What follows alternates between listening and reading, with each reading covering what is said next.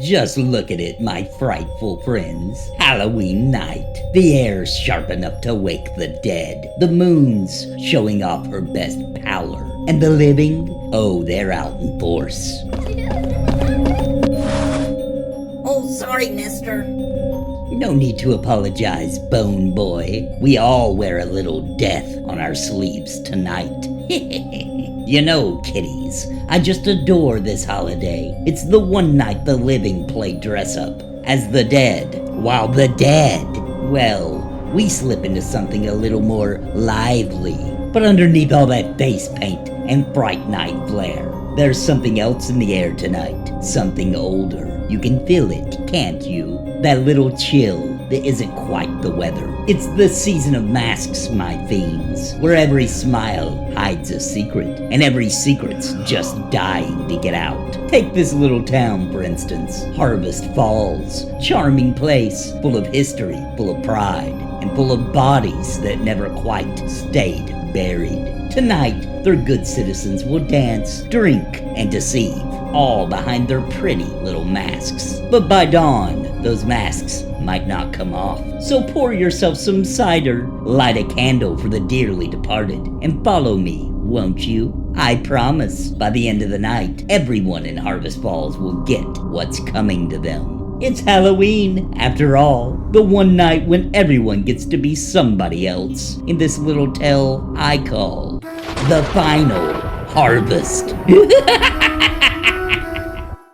The fog wasn't rolling, it was oozing. A low, thick, white blanket that hugged the cracked asphalt and swallowed the legs of anyone walking. The streetlights on Ashcroft Hill, reserved for the town's founding families, wore halos of sulphurous yellow, struggling against the encroaching dark. Inside the sprawling Victorian mansion, the immense television screen in the living room flickered with the local news, muted but glaring. Lucian Ashcroft, already wearing a magnificent, sculpted wolf mask of dark wood and fur, frowned as he adjusted the crisp collar of his tuxedo. He glanced at the TV, then quickly grabbed the remote and killed the power. More sensationalism, he muttered, tossing a handful of candies into a ceramic bowl. Always trying to spoil the fun. Honestly, the nerve. Don't they know we're on a schedule? Serafina, his wife, glided from the bedroom, her gown a shimmer of midnight blue silk, her own mask a delicate white rabbit, with ears that extended almost a foot in height, gave her an air of nervous fragility. She carried a crystal glass of amber liquor. Knock, knock, knock. The sound was too steady, too insistent. Just get rid of them, Lucian. The driver will be here any moment for the Grange Hall. I don't want to smell like cheap chocolate all night. Lucian sighed, pulling open the massive front door with an air of theatrical martyrdom.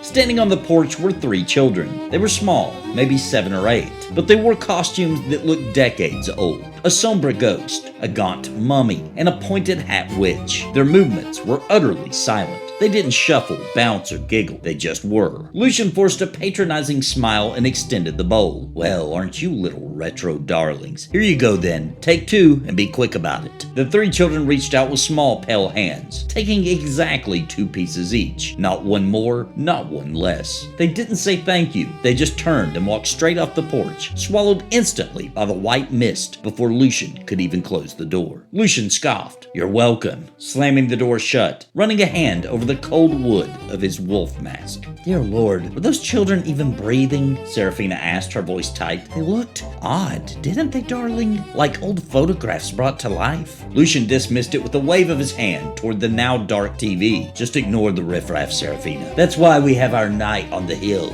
Tonight, we celebrate the true nature of Harvest Falls. Now, come on, dear. The hunt awaits. The Grange Hall sat atop the highest point in Harvest Falls, illuminated by hundreds of candles and suffused with the scent of aged tobacco and expensive perfumes. Tonight, the founding families of the town, the Ashcrofts, the Vances, the Thompsons, were gathering for their biennial masquerade, a ritual of controlled chaos held on the night of the blood moon. Lucian and Serafina joined the swirling crowd. The costuming was extravagant. Towering owl heads, velvet-clad deer, Fierce rams, sleek foxes, and graceful cats. Every mask was designed to conceal the identity of the wearer completely, allowing them to shed their human responsibilities for a few hours at least. Serafina shivered despite the heat of the room, clutching Lucian's wolf-clad arm. I feel like we're waiting for a gun to go off, Lucian. It's too tense tonight. That's the point, my dear, Lucian murmured, his voice slightly muffled by the wolf's snout. Tonight we shed the tax forms and the mortgages. Tonight we are what we truly are, animals. They approached a large heavy-set man in a regal ram mask,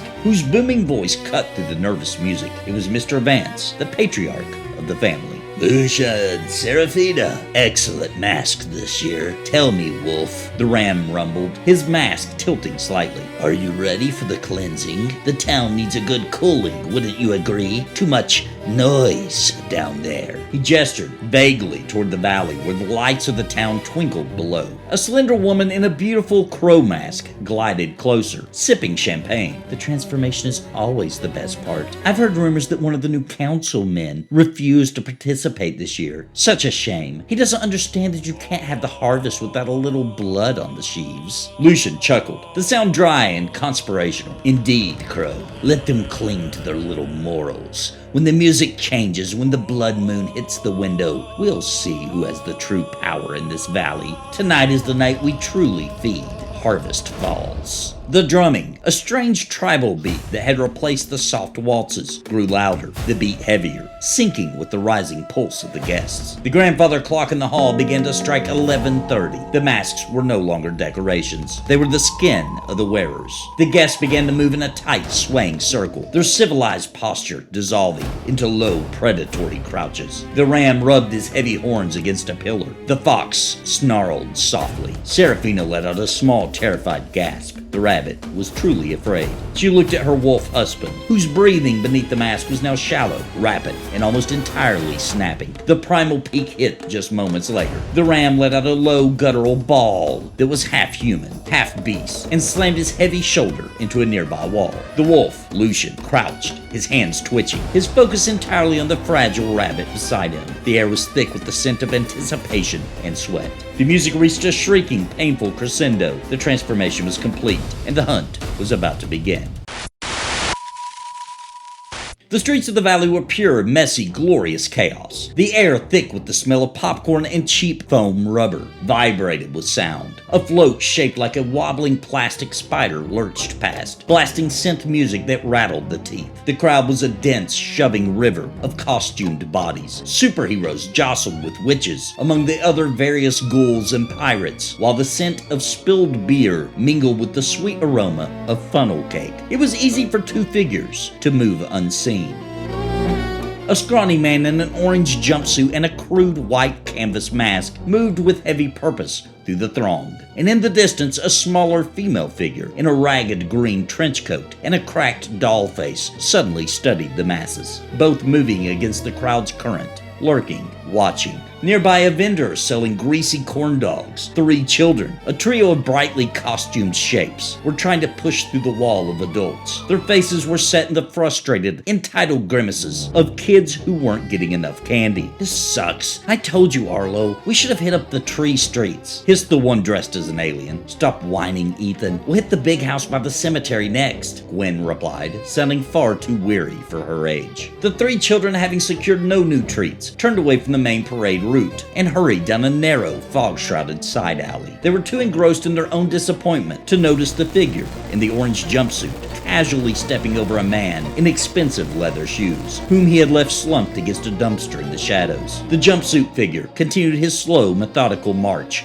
through the chaos, leaving the fresh kill unnoticed in the overwhelming noise of the street. Further down the block, near a massive, crackling bonfire, a group of friends in their 20s stood apart for the main parade. The bonfire meant to celebrate the changing season through huge shadows that danced on the brick walls of the old mill. Man, this is pathetic, grumbled a broad-shouldered boy in wrestler face paint, kicking a handful of dirt at the flames. We're too old for this, Nick. We should be at a real party, not watching toddlers on parade. I told you, dude. Another boy wearing a superhero cape sighed, looking down at his phone. Everything cool got shut down after that news report. Curfew's coming fast. fast. We're either here or we're home. Unless... He lowered his voice covertly. Unless we risk the final harvest hayride in the old Vance farm. No way, man. That place is nuts, said a third boy, clad in ninja gear. Party it is, said Billy, and tossed the remainder of his beer into the bonfire. As the three young men gathered their things, the figure in the ragged green trench coat and a doll mask glided silently past the bonfire's edge. She paused for the briefest of moments, her cracked mask tilting to stare directly at the boy in the wrestler getup before melting into the deep, restless shadows of the old mill. The house of Old Lady Hawthorne, or simply the Witch to the children of Harvest Falls, was unnervingly quiet, a black silhouette against the sickly orange sky. Inside, no lights were on, save for the flickering, green-tinged illumination pouring from a dozen jack-o'-lanterns lined up on the mantel. They didn't smell of singed pumpkin. They smelled faintly of burnt sugar and hair. The witch sat in her parlor, a frail woman with eyes like dry, yellowed parchment. She wore simple, modest clothing and an apron. She wasn't preparing a costume, she was preparing a ritual. The object of her quiet attention was the large, ornate candy bowl, resting on a small table on her porch by the front window. A neatly handwritten sign sat propped against the porcelain. Take one, judgment is sweetest. Old Lady Hawthorne didn't buy candy. She believed Halloween was a sacred transaction. A child offers a performance, their costume, and receives a reward or treat. Any deviation, any display of greed, entitlement, or disrespect was an unforgivable sin against the holiday's balance, and she was the one appointed to enforce that balance. She looked at her rows of glowing gourds. They weren't lit by candles. They were lit by the small, sputtering energy of past failures. Children whose souls were now the sweetest ingredient in her annual harvest. She heard the distant, fading roar of the parade, a chaos she scorned. She waited, calm and ready, knowing the greedy always come. Miles away, three figures huddled at the edge of the sidewalk, their hurried steps slowing as they approached the quietest part of the street.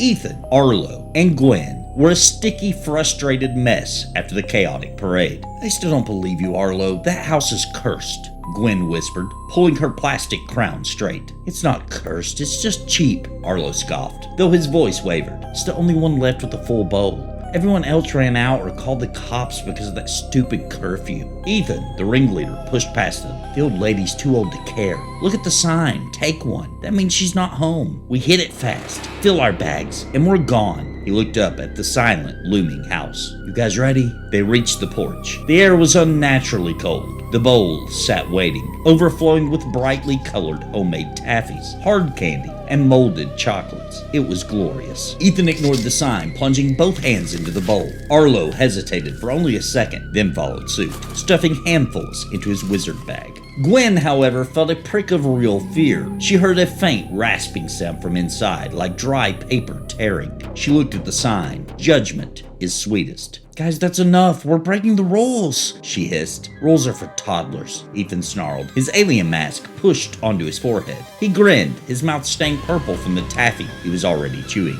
We made it through that awful parade. We deserved this. Now let's go, he said, as all three children stuffed their bags. Several streets away, Billy, Nick, and Elijah were striding purposefully down a main street, heading toward a party on the outskirts of town. Dude, if we get caught by the cops, I'm blaming you, Nick, Billy muttered, hiking up his wrestling gear. Relax, curfew's not for an hour, Nick said, though he was frantically refreshing his phone. We hit the party for 15 minutes, grabbed some beer, and then we hit the hayride. It's the only thing left that's even remotely cool tonight. As they approached their destination, a patrol car slid silently to a stop beside them. The window rolled down, revealing a tired-looking police officer. Evening, boys. Heading home? The officer asked, his voice flattened. It's not safe out here. Prowler on the loose. And we've got a town curfew coming fast. Yes, officer, Billy replied instantly, nodding his head in a show of respect. We're just heading home now. The cop nodded and drove slowly away. The boys waited a few seconds before dashing down a side street toward the party. As they ran, the shadows behind a parked delivery van shifted. The mysterious figure in the orange jumpsuit emerged, his white canvas mask reflecting the distant glow of the moonlight. He watched the three of them disappear down the street, and a long, slow breath escaped his chest. The chase had begun.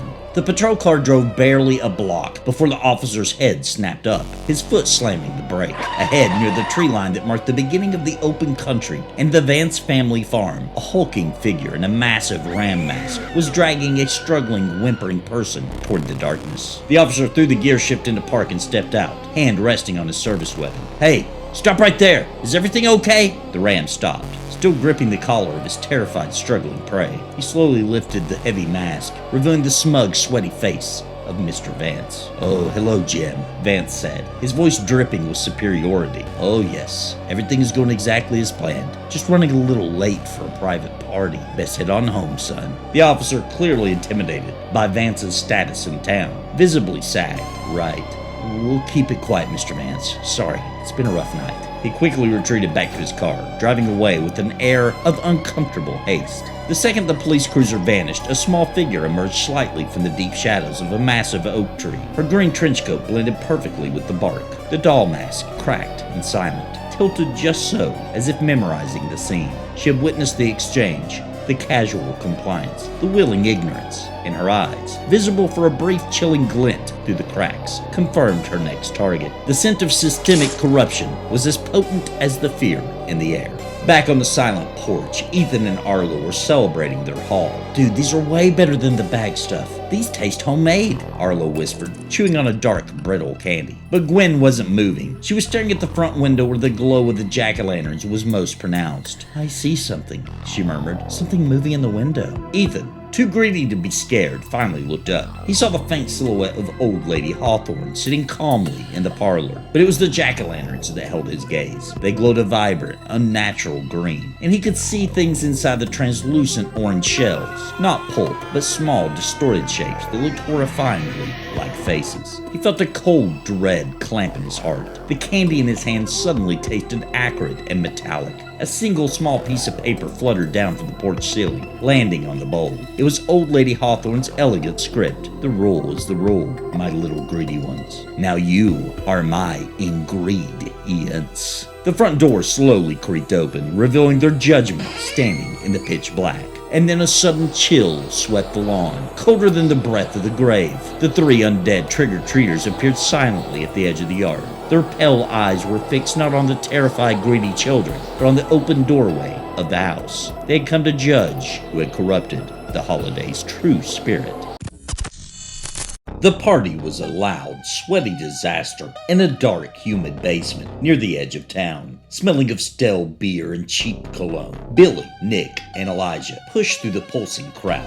Their mission still, find anything more entertaining than the parade. Billy snatched 3 beers from a cooler, handing them out. "This is lame," he grumbled, wiping sweat from his forehead. "Same house, same bad music since high school. Nothing ever changes," he grumbled, taking a swig. "Hayride time? Forget the curfew, this party's dead," Nick admitted, shaking his phone with disgust. "It's the only thing still running. They have to be fast, or we'll get stuck out there. It's almost a half-hour walk, man, and that waiver sounds psycho," Elijah warned, his eyes scanning the packed room with nervousness. As they spoke, the man in the ripped orange jumpsuit and crude canvas mask moved slowly and methodically through the shadows near the basement stairs. He was observing the crowd, utterly silent, unnervingly still amidst the gyrating bodies, his posture rigid. He paused, his mask tilted, noticing a girl leaning against a wall, engrossed in her phone. He began to move slowly, blending with the deep shadows of the support columns. A minute later, a quick, faint thump was swallowed instantly by the booming bass line of the music. The spot where the girl stood was empty. "Look, we either risk the hayride or we go home and listen to my dad talk about joining the family business since college didn't pan out," Billy insisted. "Which is the true horror?" Elijah shivered despite the humid air. "Yeah, let's get out of here. I don't like this party. Too many randoms." "Relax, Ninja. The only killer here is the DJ." They agreed to leave. As they pushed their way toward the stairs, another figure, a young man dressed as a pirate, suddenly stumbled, dropped his drink, and collapsed against the base of the stairs. No one saw the small, swift puncture mark on his neck. They simply stepped around him, assuming he was too drunk to stand. They finally reached the top of the stairs. A small frantic scream was instantly choked off near the front door. Billy paused, peering into the dim hallway. He saw a brief flash of the jumpsuit figure closing a side door firmly. "What was that?" Elijah whispered, his hand going to his fake ninja star. "Loud party, man. Probably just drama," Billy said, adjusting his trunks. "Let's move. We're wasting time." They hurried out the front door, oblivious to the fact that the jumpsuit figure had simply cleared the path to their doom. The Vance family farm was isolated, a sprawling, menacing darkness beneath the low, sickly moon. The final harvest hayride was still operating, running on diesel and malice. They each paid their exorbitant fees, signing the waivers with mocking laughter. "They make you sign a release for a guy with a rubber machete?" Billy scoffed, tossing the clipboard onto a bale of hay. "It's a liability thing, Billy. Just enjoy the atmosphere," Nick said, loosening the cape of his superhero costume. They piled into the rickety wagon pulled by a rusted tractor. The wagon was filled with scare actors who were unsettlingly quiet. Dressed in overalls and burlap masks, they looked less like typical haunted house figures and more like dour, silent farmers. The hayride began, moving slowly into the towering, moonlit rows of dry corn. At first, the scares were cheap: recorded screams, strobe lights, and a figure with a prop chainsaw. The boys laughed obnoxiously and shouted critiques. But as the ride went deeper, the laughter died. The road became rougher, the lights vanished, and the only sound was the slow, rhythmic chug of the tractor. The scare actors weren't jumping out anymore. They were just watching, standing silently between the corn stalks, their burlap heads tilted, their eyes impossible to read. The wagon stopped abruptly in the center of a huge empty field. The tractor engine idled, a low, ominous vibration. The silence was immense. The burlap-masked actors who had been riding in the wagon with them did not move. They simply and methodically stepped down, moving away from the wagon and heading toward the dark corn rows. They had finished their job. From the darkness of the field, three figures emerged. The sight made their blood run cold. These were not minimum wage actors. Leading the group was a massive man in the elaborate ram mask, moving with the confident power of a zealot, Mr. Vance. Beside him was Lucian, the wolf mask, now streaked with dirt, breathing in fast, eager pants. But it was the third figure, the white, delicate rabbit mask of Seraphina, that was most chilling. She walked slowly, her rabbit ears drooping, her posture betraying a deep, agonizing reluctance. The ram's deep voice boomed, completely devoid of the mocking tone he'd used with the police officer. "The hayride is over, children. Thank you for your cooperation." He pointed straight at Billy, Nick, and Elijah. "The 3 new seeds. The balance must be paid." The rest of the founders, dozens of them, materialized from the shadows of the corn, their animal masks gleaming in the moonlight. They were the ones who had been on the hunt all night. Mr. Vance let out a low, satisfied snarl. Lucian, the wolf, lunged eagerly toward the wagon, already reaching for Billy, but he was momentarily held back by his wife, the rabbit. Seraphina gripped his arm, her white mask tilted close to his black snout. Her voice was a terrified, barely audible whisper beneath the silk of her costume. "Lucian, no. They're just boys. They're too young for the harvest. They're just starting their lives." The wolf ignored her, his eyes blazing with the ecstatic hunger of the ritual. "Silence, rabbit! Tonight, we are what we truly are." He shoved her aside and seized Billy. As the masked founders began to grab the terrified, struggling boys off of the hayride. To complete the ritual, every single person in the field, founder and victim alike, froze. From a patch of trees bordering the field, a sound erupted. It was a long, shuddering, wet cry. The blood-curdling scream of a man being vivisected, cut abruptly short by a sickening squelch. The ram turned his head slowly toward the sound. The wolf lowered his struggling prey. Something unexpected had arrived at the final harvest. The air on Old Lady Hawthorne's lawn was silent, save for the faint, unsettling sizzle of melting wax. Ethan, Arlo, and Gwen stood frozen, their eyes locked on the front door, where the witch stood in the pitch black. The moment of consequence had arrived. But it was not the witch who moved first. A sudden, sharp chill swept the yard. Standing at the edge of the lawn, bathed in the sickly green light of the glowing jack-o'-lanterns, were the 3 undead trick-or-treaters. Their silence was absolute, their pale eyes fixed not on the frightened children, but on the open door of the house. They had come as judges. Mrs. Hawthorne sensed their presence and sneered, stepping out onto the porch. "You," she rasped, her voice dry as parchment. "You dare stand against me? I am the steward of the harvest. I punish the greedy." The witch child tilted her head, a voice thin and reedy scraped the silence. "Greed is all we see."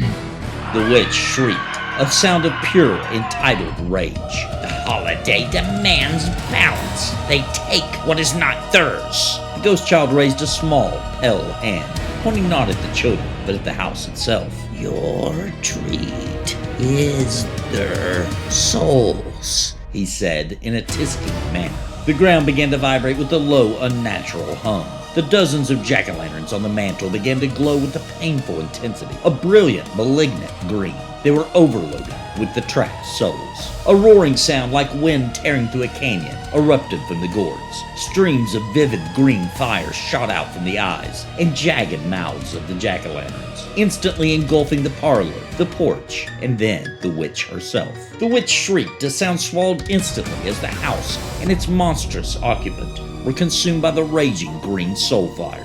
The flames did not spread outward, they erupted from within, drawing their malignant strength from the dozens of green glowing gourds. The house was instantly wreathed in large, vivid, green flames that reached for the sky. The witch, struck by the power she had corrupted, stumbled back onto the porch. She collapsed to her knees, raising her frail hands in a futile shield against the inevitable. With a final terrible hiss, the green fire washed over her. She did not fall. She simply shriveled, collapsing into a heap of fine, soot-blackened ash right there on the porch. The porch, the front door, and the entire house behind her were now a roaring inferno of unnatural green flame. The sound of the burning wood mingled with the high spectral wells of liberated souls. The witch was gone, but the house continued to burn. Ethan, Arlo, and Gwen watched, paralyzed by the sheer devastating spectacle before the magic broke. As they stumbled backward, tripping over each other, they looked back at the undead trick-or-treaters. Thank you, Ethan stammered, his teeth chattering. We're sorry, we learned our lesson. The three undead children simply watched them with their silent, eternal gaze, then turned and began to walk slowly away, their duty done. The terrified children ran for their lives, their bags of tainted candy left forgotten, on the ground, leaving the horrific light of the green inferno behind them. Back at the Vance farm, the blood-curdling scream had silenced the founders. The ram and the wolf turned their masked heads towards the patch of trees. Lying slumped against an oak, a gaping wound in his chest, was the police officer who had so quickly complied earlier with Mr. Vance. He had been the mark, his punishment for complicity. Before the founders could react, a low-slung, dark object hurtled from the darkness. It was the officer's own patrol car, driven furiously by a smaller, inhumanly focused figure. The car slammed into Serafina, pinning her with a sickening crunch against the rusted tractor that had pulled the hayride. Her scream was cut short, leaving her a crumpled wreck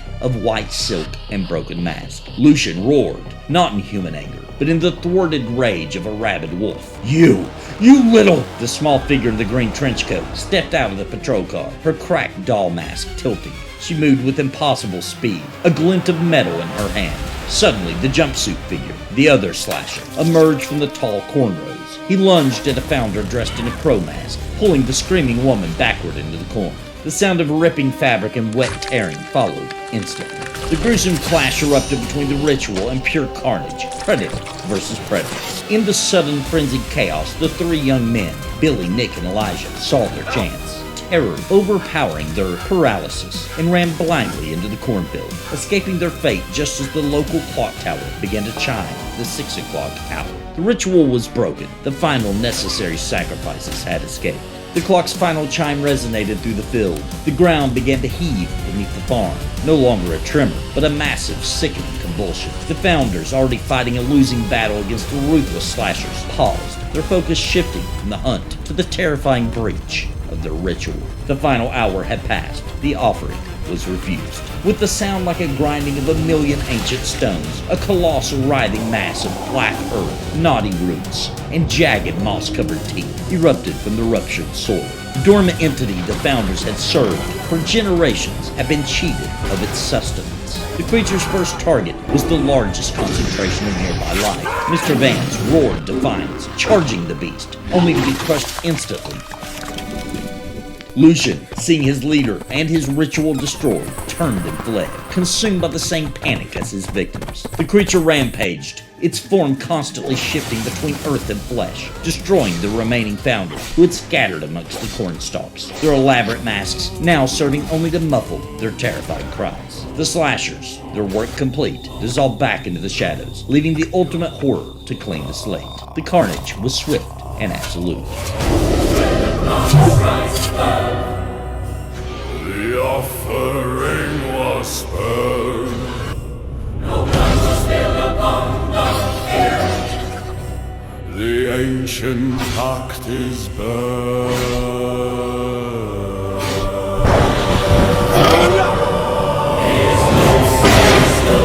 The harvest Lord from cracks below the ground. No time to pray, no time to run. A screaming, sickening sound. It's loose, it's loose. The harvest Lord has come.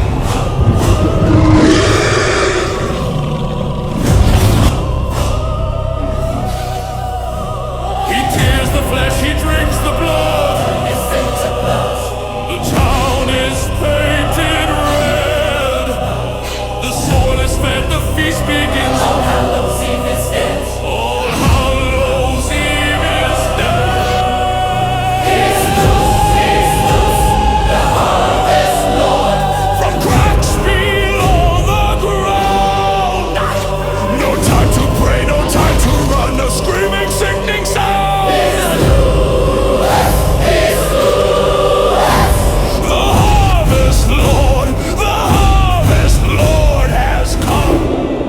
The sun began its slow, inevitable ascent. The light was pale and weak, struggling against a final, sickly morning fog that rolled in from the river, blanketing Harvest Falls. On a desolate road leading out of town, Billy, Nick, and Elijah, the last survivors of the hayride, stumbled, their eyes wide and bloodshot, their costumes torn and filthy. They were alive, but utterly, irrevocably broken. They had sought a rush, a genuine scare. They had found a horror that would never let them go. The sins of the parents had nearly consumed the children. The fate of the founders was final. Their twisted masquerade had ended in a slaughter where ritual devoured its practitioners. The fate of the witch was absolute. Her house lay in ashes, consumed by the purity of the holidays' judgment. And so the sun rises again, the masks come off, the fog rolls in, and the town of Harvest Falls is left to clean up the mess. They'll blame the serial killer, or perhaps a methane explosion at an old farm. They'll cling to their logical explanations, never realizing their own arrogance, their own greed, and their own cynicism were the very invitations the old horrors needed. They forgot the simple rule. Halloween is not a party you host. It's a bill that must be paid. And the debt is eternal. And so the season turns, the candy rots, the leaves fall away, and the ghosts of Harvest Falls sleep again until the next whisper of autumn calls them back home. Until then, boils and ghouls, try to keep your treats to yourselves, because once you start feeding the darkness, it always comes back for seconds. Tales from